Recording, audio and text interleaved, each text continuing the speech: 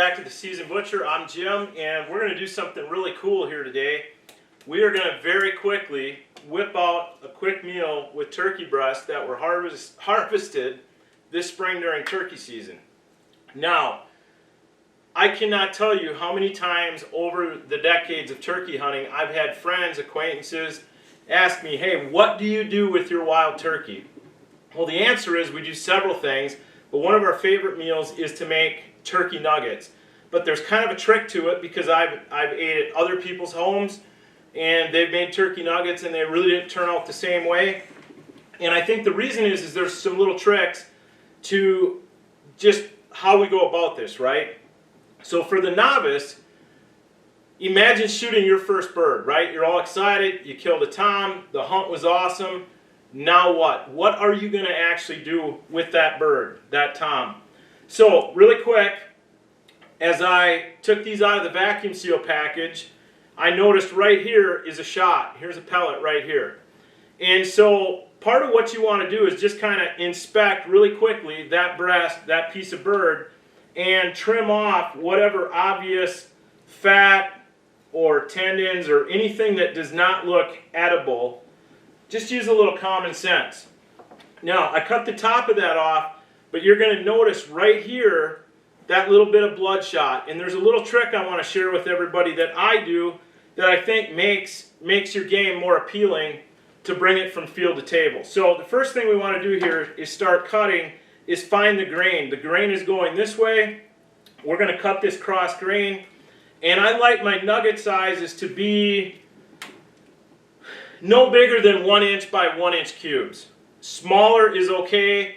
When they're bigger, I think the grain's in the wild bird because they're tougher, more muscle, right? I think by cutting them smaller, it breaks that down so that when you're chewing them, it's easier to chew, right? It's also easier to cook because we want to make sure this bird is done completely through. And the bigger the chunks, you have an issue there. Also, try to cut them symmetrical because if you're pan frying them using a flat griddle like a Blackstone, today we're going to air fry them. The more symmetrical, as you're flipping them around in the pan, they'll cook more evenly and you don't have to sit there and cut into several different pieces to actually see that they're done. So we're just going to go ahead again, do some quick trimming here. And we're going to start cutting cross grain here. And actually, I'm going to cut that one in half. So if I hold these out, that is about the size that I actually like them right there. So I would say that's a little smaller than a chicken nugget. So the idea is to cut through and then take and cut across one more time and try to make them somewhat symmetrical. Now, at the end of the day, we're not building a watch here. You're not going to be exact, but again, the closer you hold your eye to what, the size pieces you're making, the easier it's going to be on the cooking side of things. So we're just going to keep doing this. Going to throw them in the bowl here and just keep dissecting this bird. Like I said, wild turkey, believe it or not, makes great table fare if prepared properly. All right, another tip as I go through this is cut off the obvious. When you de-breast that bird, and we'll do a video on this next spring, but as you lay that tom on his back and you look at the way those breasts lay, you'll notice there's a lot of yellow type fat. And in order to stay close to the bone and get all of that breast off of that bird, you can't help but have some of that end up on the piece of meat like you see right here in front of me. So we're going to trim that off. Now some of you might trim it prior to freezing. I actually like leaving it all on because I think it serves as extra protection while it's in the freezer because you know you're going to trim it off anyways. I think it helps from freezer burning the rest of the bird while it's in the freezer. So just another little tip we found over the years. Again, we're just going to keep hammering away. All right, so right here, I got to what I'm going to call a potential BB hole. I'm not completely sure that it is, but it certainly looks like it. So what I'm going to do, here's my trick. Anywhere I find a hole, I slice through the center of that hole to inspect that piece of meat for a pellet, a BB, or feathers, right? Because that shot will drive through some of the feathers along the way, especially on waterfowl, pheasants, grouse, those type of game birds. All right.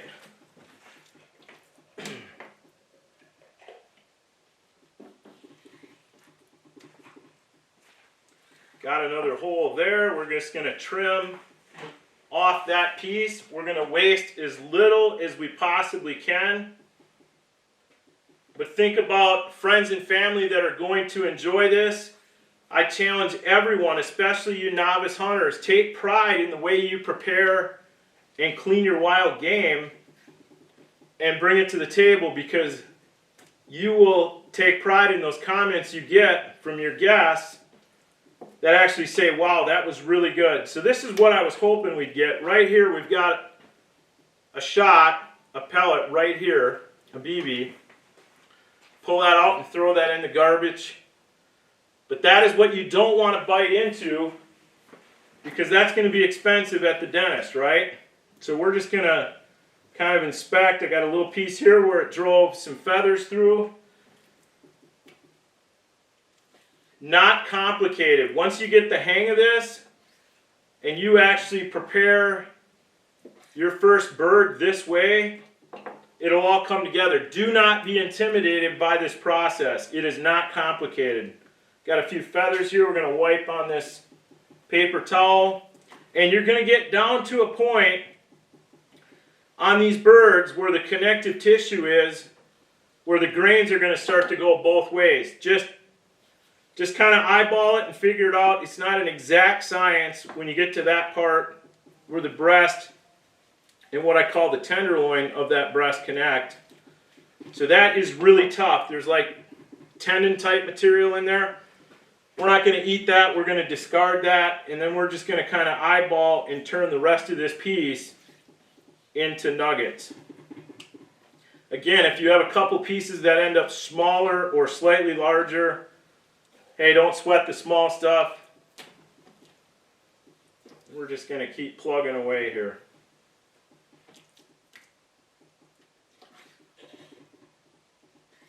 For those of you that want to try something different like we're going to do today, this is actually the very first time we've made what I'm going to call turkey nuggets in the air fryer. Normally, we will pan fry these, and we will take these nuggets and coat them lightly in flour and seasoning that we add to the flour. Some people have asked me any tips on that. It's really simple. Cook them just like you would pan fry fish. Believe it or not, it is that simple. The other piece that we put into this particular package, I'll just quickly trim up and repeat that process again. Obviously, you got to figure out how many people you're going to serve and take out and guess accordingly. So, we're just going to start to, again, go across grain, cut them into nuggets. And you can see the prep work on this is not that big a deal. If you've never thought about getting a vacuum sealer, they are worth every penny you spend on them. This bird was shot this spring, and there is no sign of anything freezer burning as of yet. Now, I realize season ended just a couple months ago. I don't know exactly what the date was on this particular bird. However, it is not showing any signs of being freezer burnt. Again, just inspect everything that looks like a hole, blood vessel, etc. Okay, we're getting down to that part of the bird again where things are kind of going both ways.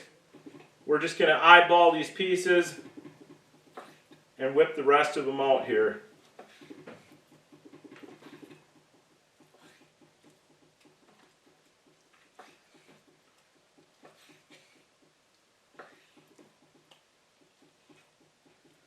Okay, I felt that with the knife right there.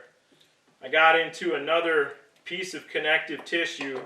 You can see that big thick piece of silver skin. So to not waste that piece of meat, we'll just turn our knife sideways and just fillet that off, and there we've got another nugget.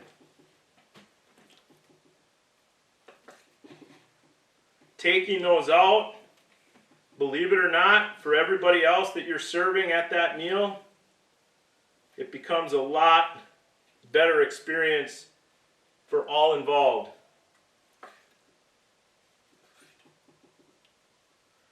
All right, there we go. That's how simple that was. Now, this is a very important step right here. I'm not going to complicate this. I'm going to take this bowl and we're just going to dump it out. And we're going to pat off as much of that water. I rinse them before cutting them up. I want to dry these pieces as best I can. They're going to stick to the paper towel a little bit. We're going to pat them off. And the reason why I do that, whether you're putting them in a bag with flour and you're going to shake them, or you've got an actual shaker with a lid, your flour won't gum up on you, your coating, and it just seems to put a light dusting on them.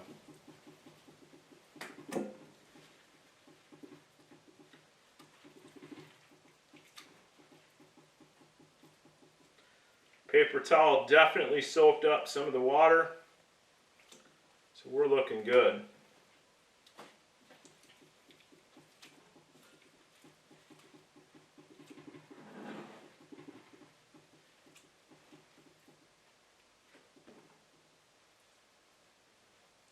So with the volume here, there's a couple different ways we could do this. I'm going to actually split this a little bit because we're going to try two different seasonings today. We're going to, from the Seasoned Butcher, the buttered garlic rub. And this stuff is amazing, especially on chicken wings in the air fryer. This has become a favorite for us. But I'm just going to go ahead and I'm going to dump inside of here. Of course, it would help if I remember to take off the cover. So we're going to do this. Just get a nice light coating, and I'm just going to mix them up by hand. So I'm not worried if I get a little bit of extra in there, because this stuff's incredible. And I'm just going to mix them by hand, knowing that that's going to coat those particular nuggets. We're going to put a little bit more in there so you can see kind of what I did. And again, part of home butchering is you're going to learn as you go. We say this all the time, keep a ledger, some sort of notepad. In the end, that's kind of what they look like. You can kind of see how the seasoning covered them. On this one, we're going to use the natural rib rub, and the reason why, wow, you can really smell this stuff. We're going to use the natural rib rub on this one, and this has become a quick favorite. One, it's all natural, but we like that barbecue flavor. We like pepper. We do a lot of smoking. And people don't realize that these very same seasonings you can use on most of your dishes that you're going to prepare and make in the air fryer. We're going to get a good coating of this on these nuggets. You're going to notice a very distinct color difference versus what we've got over here. It's that simple. It's time to put them in the air fryer. So we'll get back with you here in a little bit. Okay, we are way into the cooking process here. So what we did was we took the two different mixes, the natural rib rub and the buttered garlic rub, and we put one batch in this air fryer, one in this air fryer. These are not quite done yet, the natural rib rub. But this is the finished product right here, and these things taste amazing. We put them in the air fryer at 390 degrees for 15 minutes. That's all it took. Now, if you wanted to go just a hair longer, you could get the air fryers, you know, or if you have never used one, it'll start to get a little bit of a crust on the outside. But what's amazing with these air fryers is that it like seals the juices, the natural juices into the meat, and they don't actually dry out. So these nuggets are amazing. And whether you want, we just grabbed out of the fridge some Sweet Baby Ray's. We've got some ranch dressing over here on the table, mayonnaise, whatever your favorite dipping sauce is. Of course, go with that. On these, the natural rib rub, we ran up and grabbed this barbecue sauce. When we thought they were almost done, we checked them with the meat probe. They were only at 145 degrees. You want to take poultry at least to 165 degrees before you consume it or eat it. And so what we did was we dumped the basket out of the air fryer into this bowl, and we just randomly dumped some barbecue sauce over the top of them, mixed them up quick with a fork, and put them back in the air fryer, and that'll probably take another 5 to 8 minutes. So we're really excited. We're going to have 2 different flavors out of the same package that we thought out. And again, this is all wild turkey shot in the spring of 2021.